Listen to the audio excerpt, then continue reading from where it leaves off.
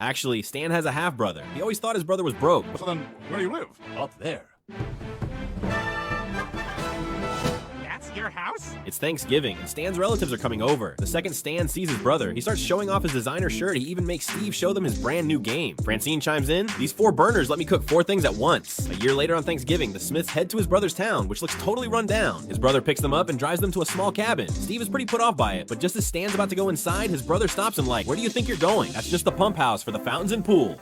Whoa, somebody just got cuter.